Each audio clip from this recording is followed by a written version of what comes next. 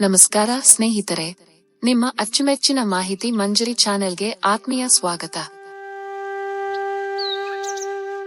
ಪ್ರತಿದಿನ ಹೊಸ ವಿಡಿಯೋಗಳ ಮೂಲಕ ಹೊಸ ಮತ್ತು ಉಪಯುಕ್ತ ಮಾಹಿತಿಗಳನ್ನು ನಿಮಗೆ ತಲುಪಿಸುವ ಪ್ರಾಮಾಣಿಕ ಪ್ರಯತ್ನ ನಮ್ಮದು. ಈ ವಿಡಿಯೋ ನಿಮಗೆ ಇಷ್ಟವಾದರೆ ದಯವಿಟ್ಟು ಲೈಕ್ ಮಾಡಿ, ನಿಮ್ಮ ಸ್ನೇಹಿತರು ಮತ್ತು ಕುಟುಂಬದವರೊಂದಿಗೆ ಶೇರ್ ಮಾಡಿ, ನಿಮ್ಮ ಅನಿಸಿಕೆಗಳನ್ನು ಕಮೆಂಟ್ ಮಾಡಿ ಮತ್ತು ನಮ್ಮ ಚಾನೆಲ್ಗೆ ಈಗಲೇ ಸಬ್ಸ್ಕ್ರೈಬ್ ಮಾಡಿ. ನಿಮ್ಮ ಬೆಂಬಲವೇ ನಮಗೆ ದೊಡ್ಡ ಪ್ರೇರಣೆ.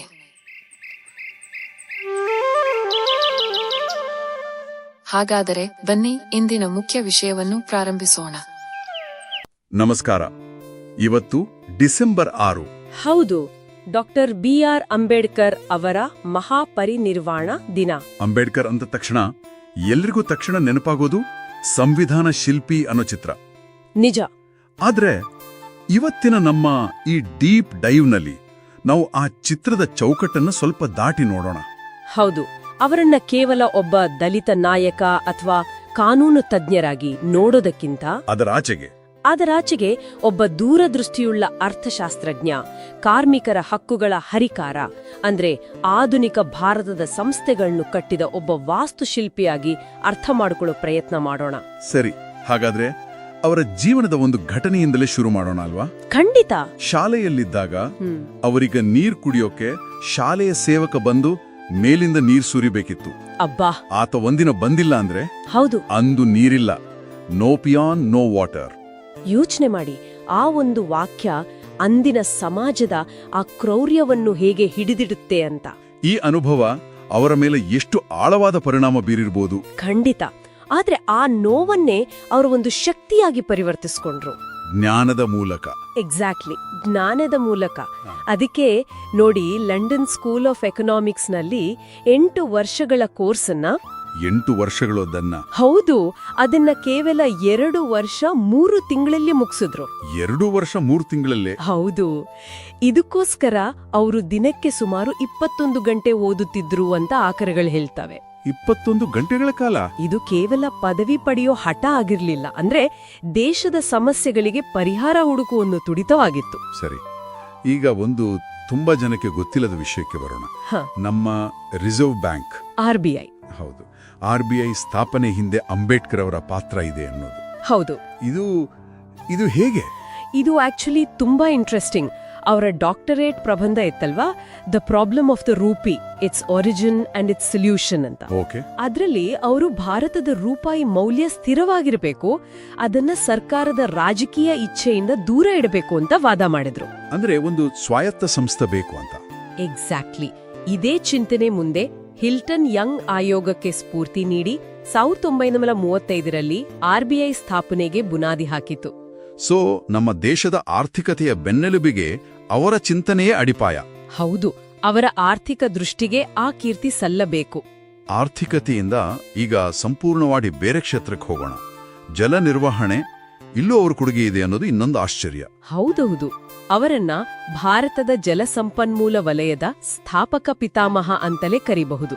ಹಾಗಂತಲೇ ಕರಿಬಹುದಾ? ಖಂಡಿತ.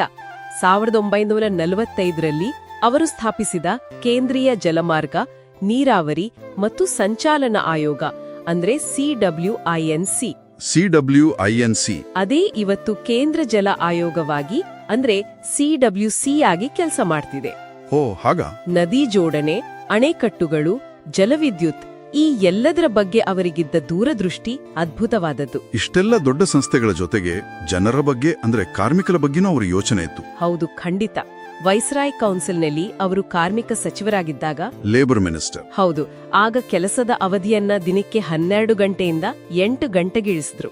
ಇದೊಂದು ದೊಡ್ಡ ಸುಧಾರಣೆ ಅಲ್ವಾ? ಬಹಳ ದೊಡ್ಡ ಸುಧಾರಣೆ. ಇದರ ಜೊತೆಗೆ ವೇತನ ಪರಿಷ್ಕರಣೆ, ತುಟ್ಟಿಭತ್ತೆ ಅಂದ್ರೆ DA ಮತ್ತೆ ಮಹಿಳಾ ಕಾರ್ಮಿಕರಿಗೆ ಹೆರಿಗೆ ಸೌಲಭ್ಯ ಕಾಯ್ದೆ, ಇವೆಲ್ಲವನ್ನೂ ಜಾರಿಗೆ ತಂದ್ರು. ಕಾರ್ಮಿಕರ ಹಕ್ಕುಗಳ ಬಗ್ಗೆ ಇಷ್ಟು ಯೋಚಿಸುತ್ತಿದ್ದವರು ಮಹಿಳೆಯರ ಹಕ್ಕುಗಳ ಬಗ್ಗೆ ಸುಮ್ಮನಿರಲು ಸಾಧ್ಯವೇ ಇರಲಿಲ್ಲ. ಖಂಡಿತ ಇಲ್ಲ. ಅದೇ ನಮ್ಮನ್ನ ಹಿಂದೂ ಕೋಡ್ ಬಿಲ್ ವಿಷಯಕ್ಕೆ ಕರೆತರುತ್ತೆ. ಹೌದು, ಅಧಿಕಾರಕ್ಕಿಂತ ಸಿದ್ಧಾಂತ ಅವರಿಗೆಷ್ಟು ಮುಖ್ಯವಾಗಿತ್ತು ಅನ್ನೋದಕ್ಕೆ ಹಿಂದೂ ಕೋಡ್ ಬಿಲ್ ಒಂದು ಜ್ವಲಂತ ಸಾಕ್ಷಿ. ಏನಾಗಿತ್ತು ಆ ಮಸೂದೆಯ ಉದ್ದೇಶ? ಆ ಮಸೂದೆ ಬೇಸಿಕಲಿ ಮಹಿಳೆಯರಿಗೆ ಆಸ್ತಿ, ವಿಚ್ಛೇದನ ಮತ್ತು ಉತ್ತರಾಧಿಕಾರದ ಹಕ್ಕುಗಳನ್ನು ಕೊಡೋ ಗುರಿ ಹೊಂದಿತ್ತು. ಅಂದಿನ ಕಾಲಕ್ಕೆ ಇದು ಕ್ರಾಂತಿಕಾರಿ ಹೆಜ್ಜೆ. ಖಂಡಿತ. ಸಾವಿರಾರು ವರ್ಷಗಳ ವೈಯಕ್ತಿಕ ಕಾನೂನುಗಳನ್ನ ಪ್ರಶ್ನೆ ಮಾಡಿ ಮಹಿಳೆಯರಿಗೆ ಸಮಾನ ನಾಗರಿಕ ಹಕ್ಕುಗಳನ್ನ ಕೊಡಲು ಮುಂದಾಗಿದ್ರು. ಆದ್ರೆ ಸಂಸತ್ತಿನಲ್ಲಿ ಇದಕ್ಕೆ ತೀವ್ರ ವಿರೋಧ ವ್ಯಕ್ತವಾಯ್ತಲ್ವೇ? ಹೌದು, ತೀವ್ರ ವಿರೋಧ. ಆ ಮಸೂದೆ ವಿಫಲವಾದಾಗ ಅವರು ತಮ್ಮ ಕಾನೂನು ಸಚಿವ ಸ್ಥಾನಕ್ಕೆ ರಾಜೀನಾಮೆ ಕೊಟ್ರು. ಅಧಿಕಾರವನ್ನೇ ತ್ಯಾಗ ಮಾಡಿದ್ರು. ಹೌದು, ಅವರ ರಾಜೀನಾಮೆ ಭಾಷಣದಲ್ಲಿ ಒಂದು ಮಾತು ಹೇಳ್ತಾರೆ: ಸಾಮಾಜಿಕ ಅಸಮಾನತೆಯನ್ನು ಸರಿಪಡಿಸದೆ ಕೇವಲ ಆರ್ಥಿಕ ಕಾನೂನುಗಳನ್ನು ಜಾರಿಗೊಳಿಸುವುದು ಸಗಣಿ ರಾಶಿಯ ಮೇಲೆ ಅರಮನೆ ಕಟ್ಟಿದಂತೆ ಅಂತ. ಅಬ್ಬಾ, ಎಷ್ಟು ಕಟುವಾದ ಮಾತು! ಅವರಿಗೆ ಸಾಮಾಜಿಕ ನ್ಯಾಯವಿಲ್ಲದ ಆರ್ಥಿಕ ಪ್ರಗತಿ ಅನ್ನೋದು ಅದು ನಿರರ್ಥಕವಾಗಿತ್ತು. ಹಾಗಾದ್ರೆ ಈ ಎಲ್ಲವನ್ನೂ ಒಟ್ಟಾಗಿ ನೋಡಿದಾಗ ಅಂಬೇಡ್ಕರ್ ಅವರನ್ನು ಕೇವಲ ಸಂವಿಧಾನ ಶಿಲ್ಪಿಯಾಗಿ ನೋಡಿದ್ರೆ ಅವರ ಒಂದು ದೊಡ್ಡ ಕೊಡುಗೆಯನ್ನ ನಾವು ಮಿಸ್ ಮಾಡ್ಕೊಂಡಾಗೆ. ಖಂಡಿತವಾಗಿಯೂ. ಅವರು ಆರ್ಥಿಕತೆ ಅಂದ್ರೆ RBI, ಜಲನಿರ್ವಹಣೆ ಅಂದ್ರೆ CWC, ಕಾರ್ಮಿಕ ಕಲ್ಯಾಣ, ಹೇಗೆ ಆಧುನಿಕ ಭಾರತದ ಆಧಾರ ಸ್ತಂಭಗಳನ್ನು ಕಟ್ಟಿದ ಒಬ್ಬ ಸಾಂಸ್ಥಿಕ ಶಿಲ್ಪಿ. Institution builder. Exactly, institution builder. ಕೊನೆಯದಾಗಿ ಅವರ ಒಂದು ಚಿಂತನೆಯನ್ನ ಕೇಳುಗರ ಮುಂದೆ ಇಡೋಣ. ಸರಿ. ಕಾನೂನುಗಳು ನಮಗೆ ಹಕ್ಕುಗಳನ್ನು ಕೊಡಬಹುದು, ಆದರೆ ಆ ಹಕ್ಕುಗಳನ್ನ ರಕ್ಷಿಸೋಕೆ ಇರುವ ಒಂದೇ ಒಂದು ಸಾಧನ ಅಂದ್ರೆ ಸಾಮಾಜಿಕ ಆತ್ಮಸಾಕ್ಷಿ ಅಂತ ಅಂಬೇಡ್ಕರ್ ಹೇಳಿದ್ರು. Social conscience. ಹೌದು. ಇಷ್ಟೆಲ್ಲ ಕಾನೂನುಗಳು, ಸಂಸ್ಥೆಗಳು ಇರೋ ಇವತ್ತಿನ ನಮ್ಮ ಸಮಾಜದಲ್ಲಿ ಆ ಸಾಮಾಜಿಕ ಆತ್ಮಸಾಕ್ಷಿ ನಿಜವಾಗ್ಲೂ ಎಷ್ಟು ಮಟ್ಟಿಗೆ ಜೀವಂತವಾಗಿದೆ? ಇದು ನಿಜಕ್ಕೂ ಎಲ್ಲರೂ ಯೋಚಿಸಬೇಕಾದ ಪ್ರಶ್ನೆ.